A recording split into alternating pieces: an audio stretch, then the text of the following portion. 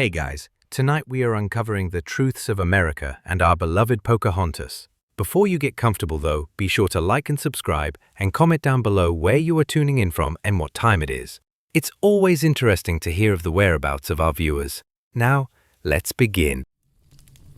You're about to hear the whispers of history, the untold truths, and the forgotten figures who shaped a nation. All delivered in a way that'll have you drifting off to dreams of dusty archives and ancient maps. We're going to peel back the layers of myth, starting with a name you probably know, but a story you certainly don't. Pocahontas. Right then, settle in, get comfy, and let's talk about America. Not the America of today, with its skyscrapers and fast food, but the America before it was even called America. A wild, untamed land, teeming with secrets, waiting for its destiny. And at the heart of one of its earliest, most pivotal moments, lies a young woman, a legend, and a whole lot of misunderstanding. We're talking about Pocahontas, but not the Disney version, oh no. We're talking about Matoka, daughter of Powhatan, paramount chief of the Tsenacommacah, a vast confederacy of Algonquian-speaking peoples, in what we now call Virginia. Now, before we delve into the gritty details of Pocahontas's life, let's set the scene. Imagine the early 17th century. England, a small island nation with big ambitions, was looking across the vast, terrifying Atlantic. Spain and Portugal had already carved out massive empires in the Americas, growing rich on gold, silver, and the forced labor of indigenous peoples.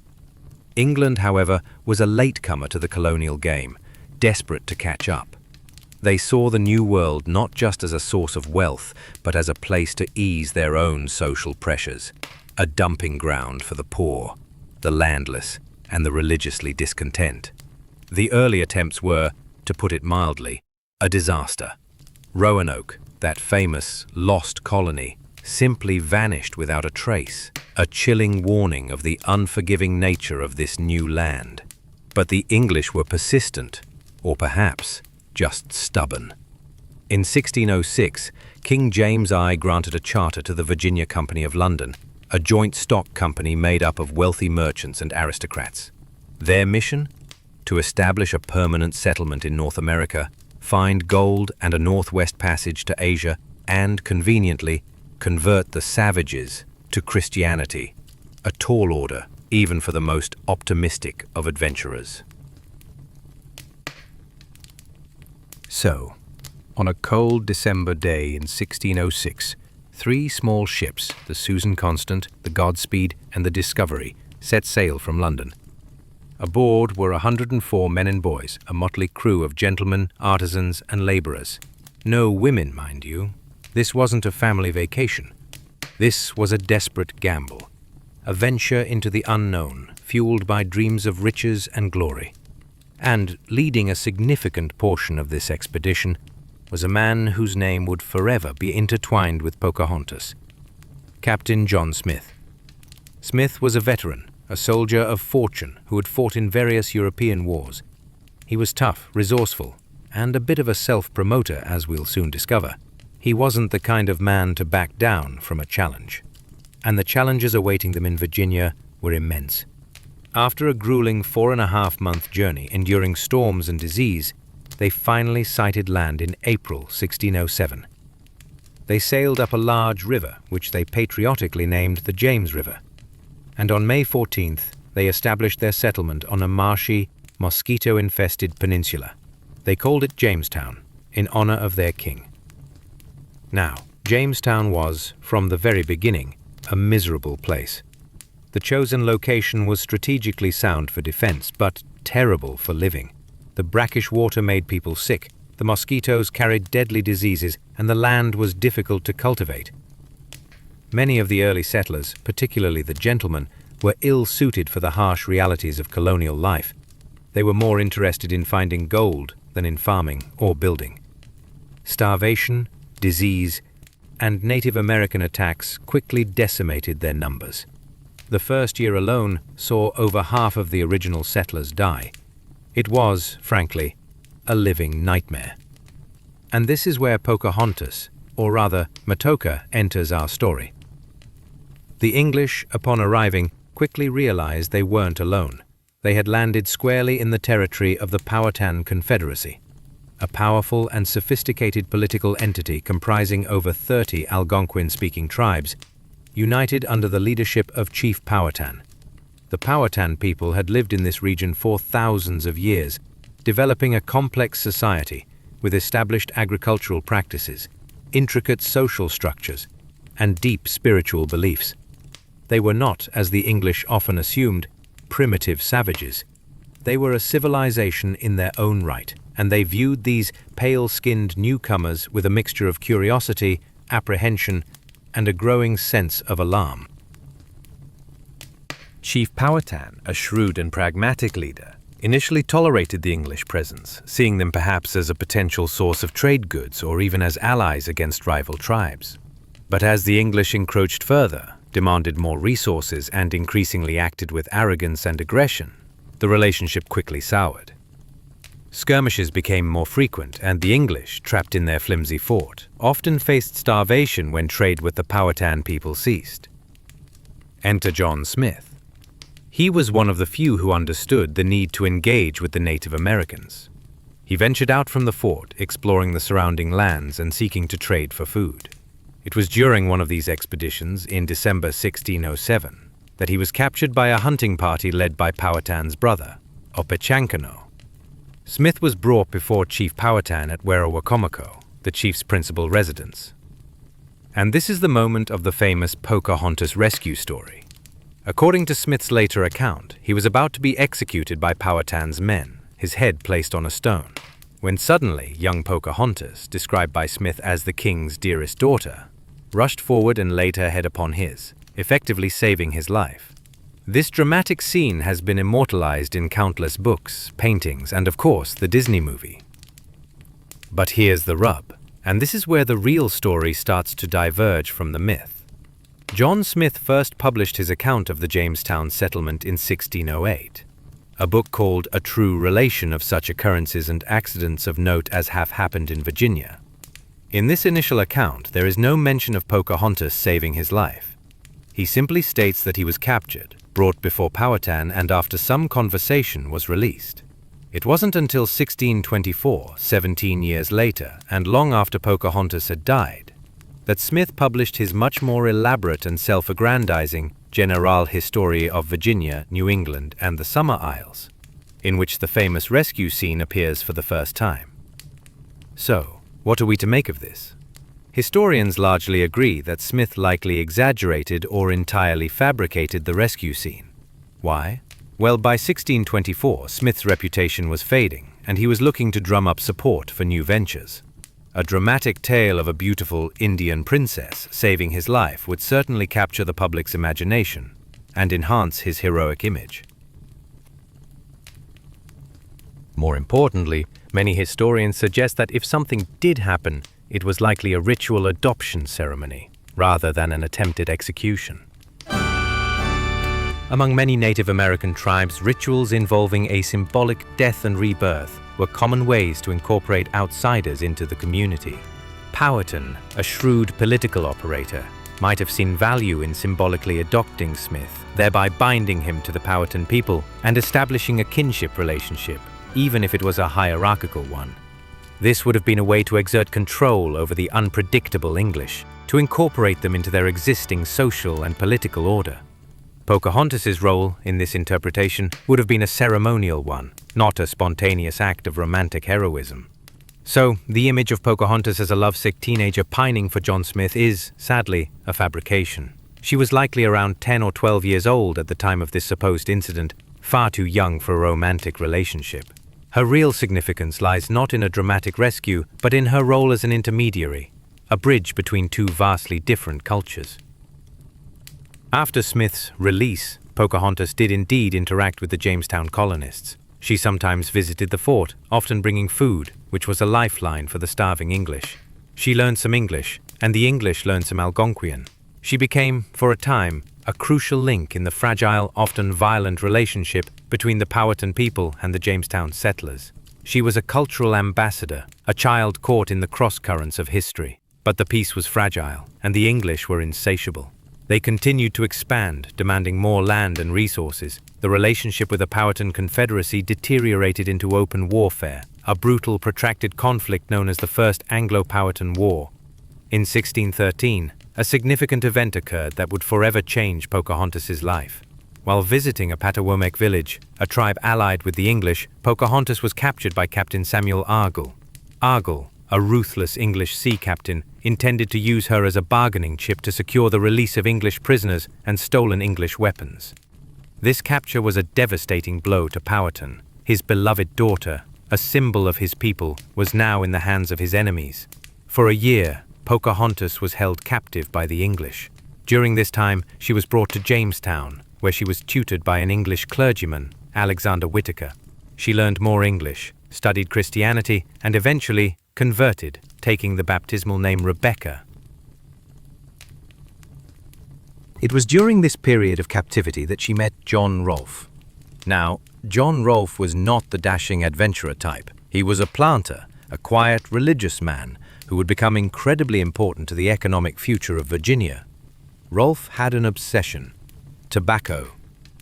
The tobacco grown in Virginia was bitter and harsh, unlike the sweeter strains from the West Indies that were popular in Europe. Rolfe, through careful experimentation, managed to cultivate a milder, more palatable variety of tobacco in Virginia. This seemingly small agricultural innovation would have monumental consequences. Rolfe, seeing Pocahontas as a potential path to peace and a way to secure the future of the colony, decided to marry her. He wrote a long, rather self-serving letter to the governor, Sir Thomas Dale, explaining his reasons. He claimed it was not out of carnal affection, but for the good of this plantation and for the glory of God, hoping to save her soul. It's hard to know his true motivations, but it's clear that political and economic considerations played a significant role.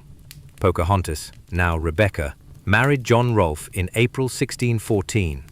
This marriage, a union between a prominent English settler and the daughter of the most powerful Native American chief in the region, brought about a period of uneasy peace, often referred to as the Peace of Pocahontas. This fragile truce lasted for several years, allowing the struggling Jamestown colony to finally get a foothold. And it was during this time that tobacco became king. Rolfe's improved tobacco strain proved incredibly popular in England. Suddenly, Virginia had a cash crop, something that could generate real wealth. The demand for tobacco soared, leading to a massive expansion of plantations and, tragically, a growing need for labor. This hunger for land and labor would set the stage for future conflicts and the institution of slavery in America. In 1616, the Virginia Company, always looking for ways to attract more investment and settlers, decided to bring Pocahontas and John Rolfe to England. The idea was to present Pocahontas as a civilized Christian convert, a testament to the success of their colonial project and a symbol of the potential for peaceful coexistence with Native Americans. She was presented at court, met King James I and Queen Anne, and became something of a celebrity. She was a living advertisement for the Virginia Company, a symbol of their success in transforming savages into English subjects. During her time in England, she unexpectedly encountered John Smith again. According to Smith, she was cold and distant at first, accusing him of breaking promises. This interaction, if Smith's account is to be believed, further suggests that their earlier relationship was not as he later portrayed it. Sadly, Pocahontas' time in England was short-lived. In March 1617, as she and Rolfe were preparing to sail back to Virginia, she fell ill. The exact cause of her death is unknown, but it was likely from a European disease like tuberculosis or smallpox, against which Native Americans had no immunity. She died in Gravesend, England, at the young age of around 21 or 22, leaving behind her husband and a young son, Thomas Rolfe. Her death was a tragic loss, but her life, though short, had a profound impact on the trajectory of early America. Pocahontas' story, stripped of its romanticized Hollywood veneer, reveals a complex and often brutal reality. It shows us that the discovery of America wasn't an empty land waiting to be settled, but a vibrant, inhabited continent with established civilizations. The encounter between Europeans and Native Americans was not always peaceful, nor was it a simple tale of good versus evil. It was a clash of cultures, driven by competing interests, misunderstandings, and often naked ambition.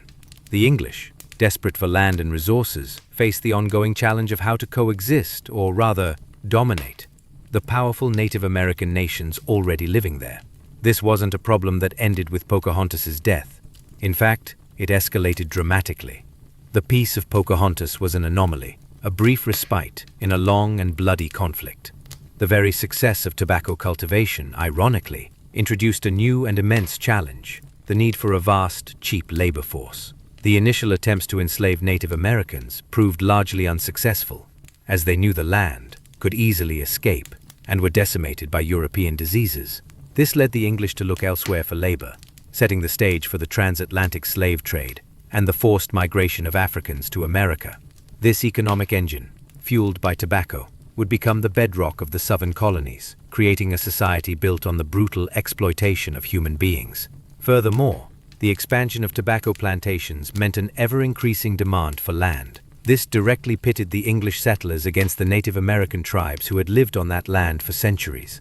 The concept of land ownership itself was a fundamental point of contention. For many Native American cultures, land was not something that could be bought, sold, or individually owned. It was a communal resource, to be used and cherished. For the English, land was property, a commodity, a source of wealth and status. This fundamental philosophical difference led to endless disputes and, ultimately, violence. The English also faced the challenge of maintaining order and governance in a distant, often chaotic colony. The early years of Jamestown were marked by internal squabbles, poor leadership, and a constant struggle for survival. The Virginia Company, a private enterprise, was primarily focused on profit, not on the well-being of the colonists. This led to a harsh and often brutal regime, with strict laws and severe punishments. And finally, there was the constant threat of disease. European diseases like smallpox, measles, and influenza had a devastating impact on Native American populations, who had no natural immunity. This was not a deliberate act of warfare, but a tragic consequence of contact, and it further destabilized Native American societies, making them more vulnerable to English encroachment. So, how did these challenges play out? How did the fragile Jamestown experiment evolve into a sprawling network of colonies, laying the groundwork for a new nation? The story of early America isn't just about Pocahontas and John Smith. It's a tapestry woven with threads of conflict, desperation, innovation, and immense human suffering. After Pocahontas' death and the end of the peace, relations between the English and the Powhatan Confederacy quickly deteriorated. Powhatan himself died in 1618, succeeded by his fiercely anti-English brother, Opechancanough. Opechancanough understood that the English were not just temporary visitors, they were there to stay, and they posed an existential threat to his people. He quietly organized a massive, coordinated attack. On March 22, 1622, a devastating surprise attack was launched by the Powhatan Confederacy against the English settlements along the James River. Known as the Great Massacre of 1622, it resulted in the deaths of over 347 English settlers, about a quarter of the entire colonial population. This was a brutal blow to the struggling colony and a clear message from the Powhatan people: they would not surrender their land without a fight. The English, reeling from the attack, responded with brutal ferocity. They launched retaliatory campaigns, destroying Native American villages, crops, and fields. The warfare continued for years, a scorched earth policy designed to crush the Powhatan Confederacy. This period marked a turning point. Any illusions of peaceful coexistence largely vanished, replaced by a deep-seated animosity and a policy of forced displacement. The English saw the Native Americans not as potential converts or trading partners, but as obstacles to their expansion. The massacre also had a profound impact on the Virginia Company itself.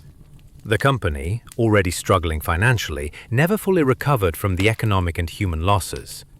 In 1624, King James I revoked the Virginia Company's charter, transforming Virginia into a royal colony. This meant direct control by the crown, a move that would eventually be replicated in other colonies, leading to increased royal oversight and eventually tensions that would ignite the American Revolution. The success of tobacco, however, continued to drive the colony's growth. Plantations expanded rapidly, pushing further and further into Native American lands. The demand for labor became insatiable. This is where the grim reality of slavery becomes central to the American story. While the first Africans arrived in Virginia in 1619, initially treated as indentured servants, the economic imperative of tobacco cultivation soon solidified their status as chattel slaves. By the late 17th century, slavery had become firmly entrenched in Virginia law and society, a horrifying institution that would define the American South for centuries. But Virginia wasn't the only story unfolding. In 1620, another group of English settlers, the Pilgrims, landed far to the north in what is now Massachusetts. These were not economic adventurers, they were religious dissenters, separatists who had fled persecution in England and sought to establish a society based on their strict religious beliefs. Their journey aboard the Mayflower and their landing at Plymouth Rock is another foundational myth of America. Unlike Jamestown, which was founded for profit, Plymouth was founded for faith. The Pilgrims, a small group of around 100 people, faced similar hardships to the early Jamestown settlers. They endured a brutal first winter, known as the Starving Time, during which half their number perished. But they were aided by a stroke of luck, or perhaps providence. They settled on the site of an abandoned Native American village, Patuxet, whose inhabitants had been wiped out by disease a few years prior. Here they encountered Squanto, a member of the Patuxet tribe who had been captured by English slave traders, taken to Europe, and then returned to his homeland to find his entire village gone. Squanto, who spoke English, became an invaluable intermediary, teaching the Pilgrims how to cultivate native crops like corn, how to fish, and how to identify edible plants. He also helped them forge an alliance with Massasoit, the sachem of the Wampanoag Confederacy. This alliance, cemented by a peace treaty, led to the famous First Thanksgiving, a rare moment of cooperation in an otherwise contentious history. The Puritans, another group of religious dissenters but less radical than the Separatists, followed the Pilgrims to Massachusetts. In 1629, the Massachusetts Bay Company was granted a charter, and in 1630, a much larger group of Puritans, led by John Winthrop, arrived, establishing the city of Boston and other settlements. Winthrop famously declared that they would build a city upon a hill, a beacon of religious piety and moral rectitude for the world to see. The Puritan colonies, unlike Virginia, were founded on strong religious principles and a desire to create a cohesive moral society. They were more communitarian, with a greater emphasis on education and literacy, driven by the need to read the Bible. But their religious zeal also led to intolerance.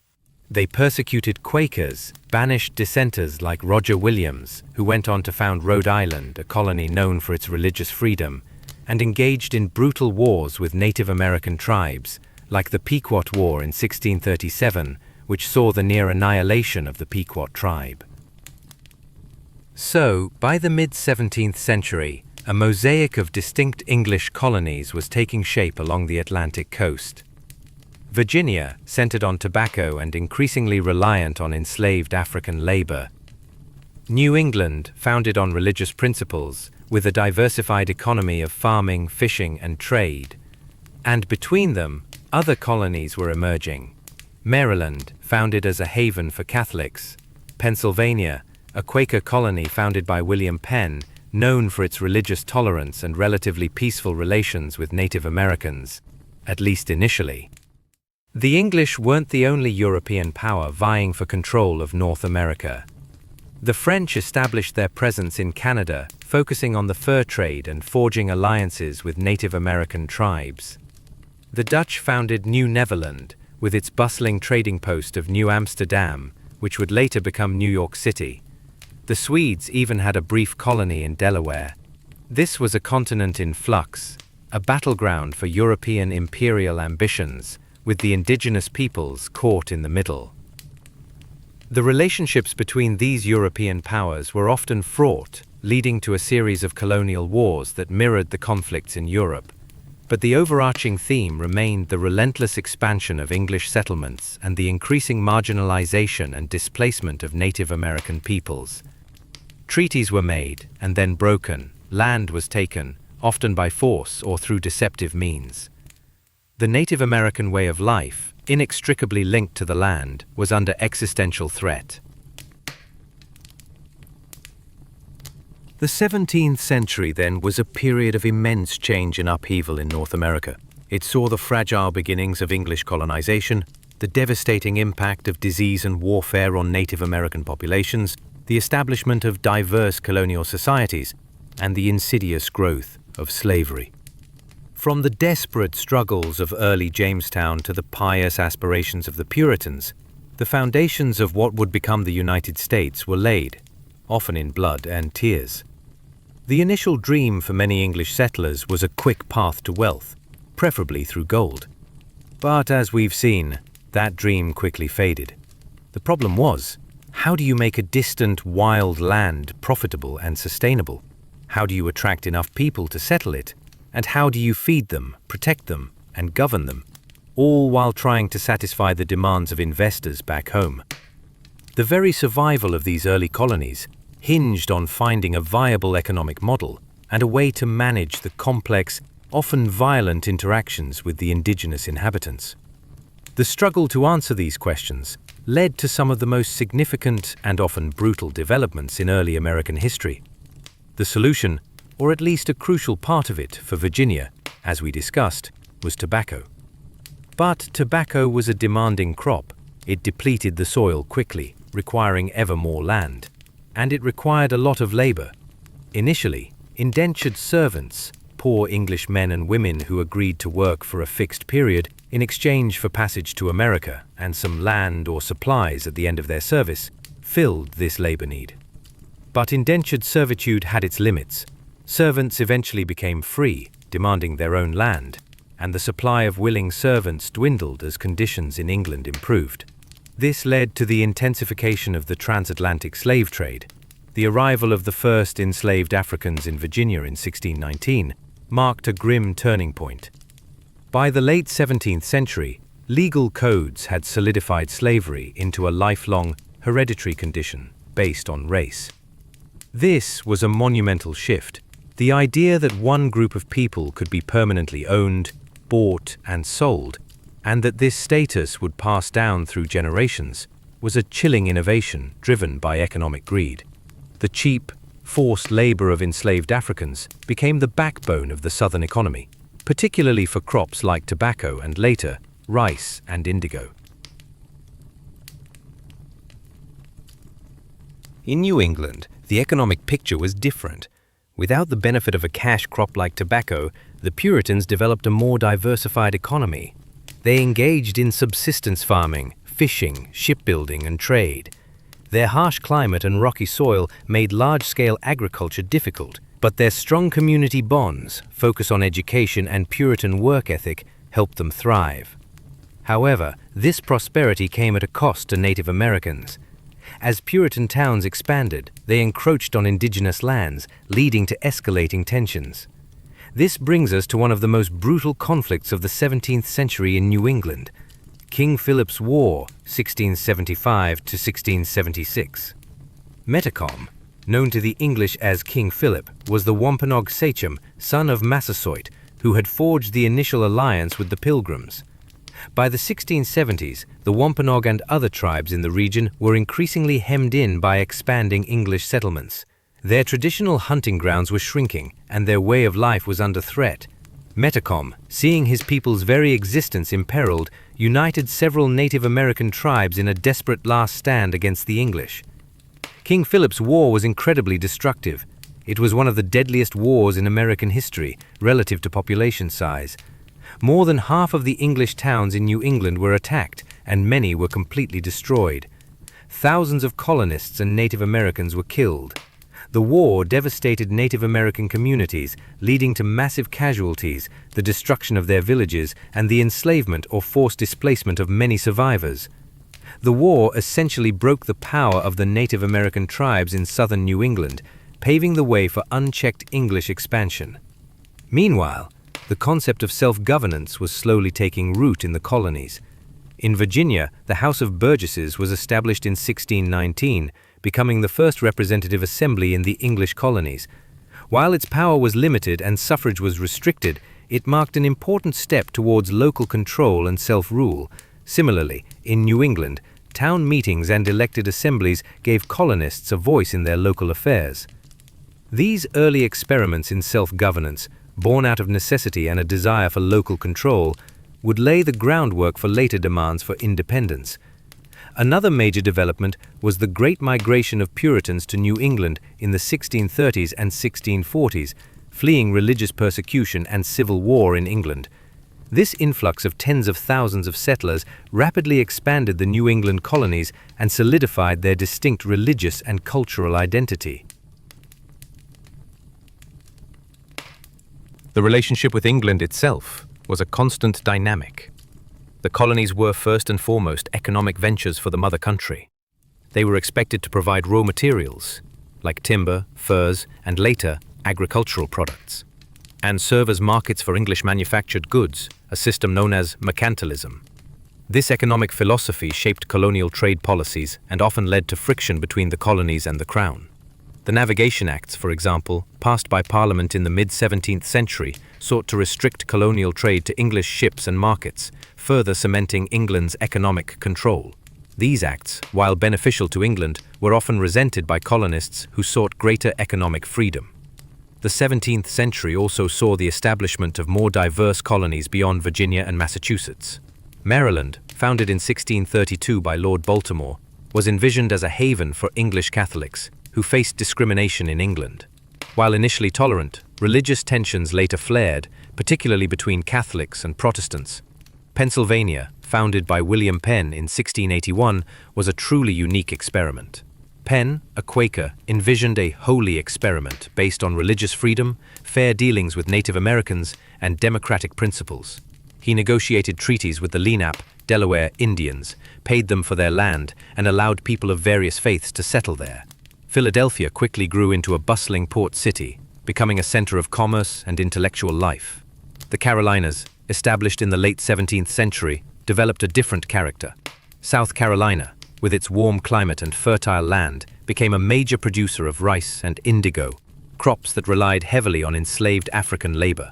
Its society quickly became dominated by wealthy plantation owners.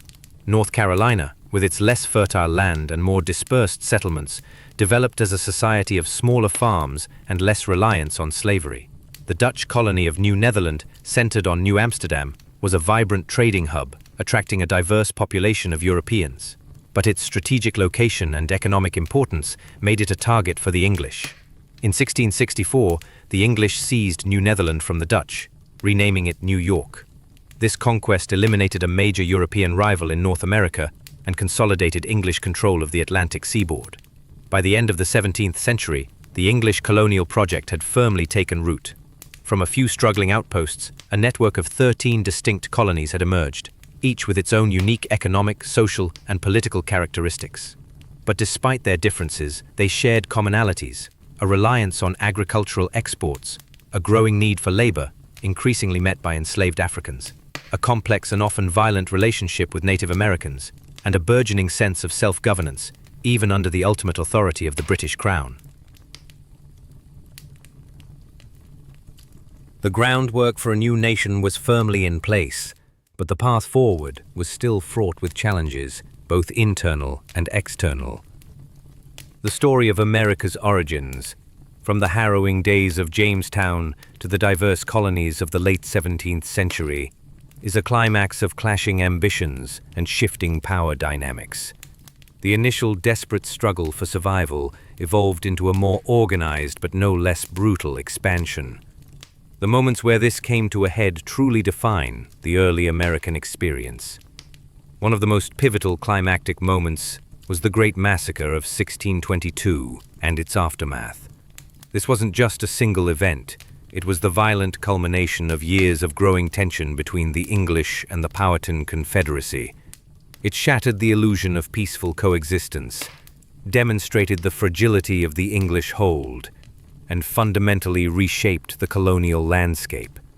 The English response, a brutal campaign of retaliation, marked a decisive shift from uneasy negotiation to outright conquest.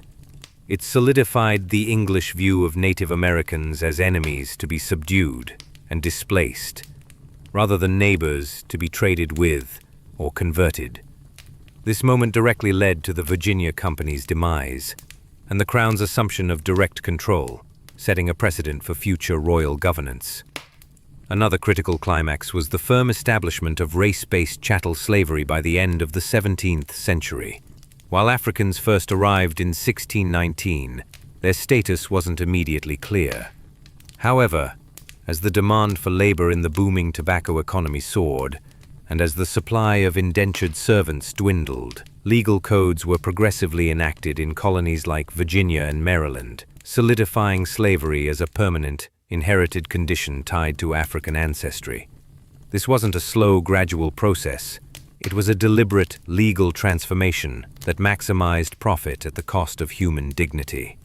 Laws like the Virginia Slave Codes of 1705, which defined enslaved people as property and codified severe restrictions on their lives, represent a grim climax in the development of American society.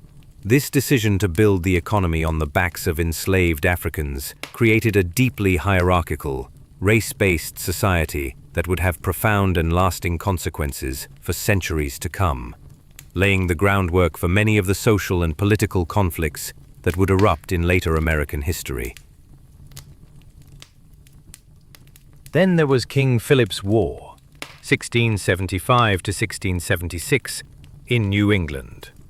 This was the ultimate desperate stand of the Native American tribes against the relentless tide of English expansion. It was a massive, bloody conflict that devastated both colonial and Native American populations. While incredibly destructive for the English, resulting in the destruction of many towns and significant casualties, it was ultimately catastrophic for the Native American tribes of southern New England. Their military power was broken, their populations decimated, and their traditional lands effectively lost. The war's conclusion marked the end of organized Native American resistance in that region, opening vast territories for English settlement and consolidating English dominance. It solidified the pattern of conquest and displacement that would define the expansion of the United States westward. Finally, the Glorious Revolution in England in 1688 had a profound, albeit indirect, climax in the colonies. When King James II was overthrown and replaced by William and Mary, it led to significant political upheaval in the colonies, particularly in places like Massachusetts, where the unpopular Dominion of New England, an attempt by James II to centralize control over the northern colonies, was dissolved.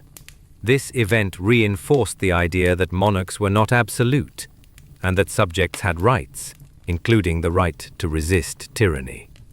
It empowered colonial assemblies and fueled a growing sense of distinct colonial identity and a desire for greater autonomy from direct royal control. While not a direct colonial conflict, this moment in English politics ultimately laid intellectual groundwork for the American Revolution by strengthening the concept of rights and representation that colonists would later demand. These climactic moments, the violent establishment of dominance over Native Americans, the institutionalization of slavery, and the evolving relationship with the mother country, were not isolated incidents.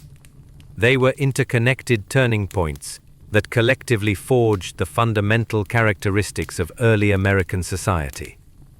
A society built on expansion, fueled by particular economic models, structured by racial hierarchy, and increasingly asserting its own distinct political identity. These were the crucible moments where the future of a continent was truly forged. So, what have we learned about the true beginning of America? It's far more intricate, more challenging, and in many ways, more somber than the simplified tales we often hear. We started with Pocahontas, a figure whose actual life was one of a child intermediary, a political pawn, and ultimately, a tragic symbol, rather than a romantic heroine. Her story, and the real reasons behind her rescue of John Smith, reveals the complex, often manipulative, nature of early colonial encounters. We saw how the very world Pocahontas inhabited, the lands of her father, Chief Powhatan, became the desperate battleground for the first English settlers at Jamestown.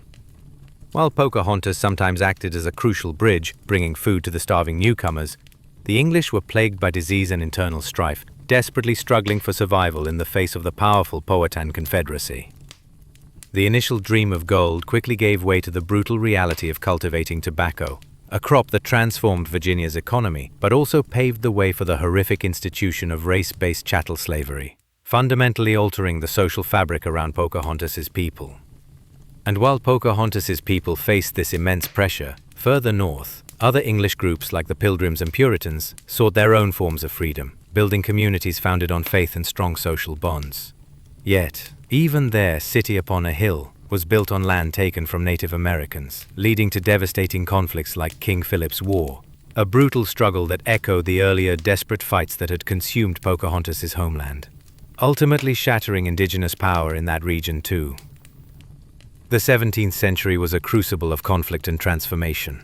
It was a period defined by the clashing ambitions of European powers, the relentless expansion of English settlements, the profound impact of European diseases on Native American populations, and the systematic displacement and subjugation of indigenous peoples. It was also the era when distinct colonial identities began to form, driven by different economic models, religious beliefs, and social structures. From the corporate ventures of Virginia, forever marked by the interactions we've explored through Pocahontas's life, to the religious experiments of New England, and the diverse havens of Maryland and Pennsylvania, a fragmented but rapidly growing collection of colonies took root. Ultimately, the origin story of America, indelibly marked by the experiences of figures like Pocahontas, is a testament to human resilience, ingenuity, and a relentless drive for opportunity. But it's also a sobering reminder of the profound costs of conquest, the devastating consequences of cultural clashes, and the enduring legacy of systemic injustice. It's a story that continues to resonate, shaping the challenges and triumphs of the United States to this very day.